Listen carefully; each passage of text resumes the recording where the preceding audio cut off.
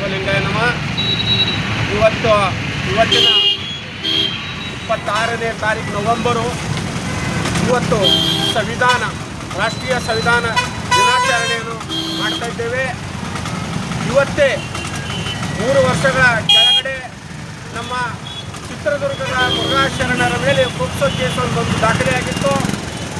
ಆ ದಾಖಲೆಯಾಗಿದ್ದ ಇಡೀ ಲಿಂಗಾಯತ ಸಮಾಜಕ್ಕೆ ಒಂದು ತುಂಬಲಾರುವಂಥ ನೋವು ಸ್ಥಿತಿಯಲ್ಲಿ ಗಂಭೀರತೆಯ ಒಳಗಾಗಿದ್ದೇವೆ. ನಾವು ಶ್ರೀಗಳಿಗೆ ನಾವು ಸಂಪರ್ಕ ಮಾಡಿದ್ದಾಗ ಅವರು ದೃಢ ಸಂಕಲ್ಪವಾಗಿ ಹೇಳಿದ್ದರು, ನಾನು ನಿರಪರಾಧಿಯಾಗಿದ್ದೇನೆ, ಈ ಭಾರತ ದೇಶದ ಸಂವಿಧಾನಿಕ ಗೌರವವನ್ನು ಕೊಟ್ಟು ನಾನು ಶರಣಾರ್ಥನಾಗುತ್ತೇನೆ ಅಂತ ಹೇಳಿ ಇವತ್ತು ಏನು ಚಿತ್ರದುರ್ಗದ ನ್ಯಾಯಾಲಯವನ್ನು ತೀರ್ಪನ್ನು ಕೊಟ್ಟಿದೆ.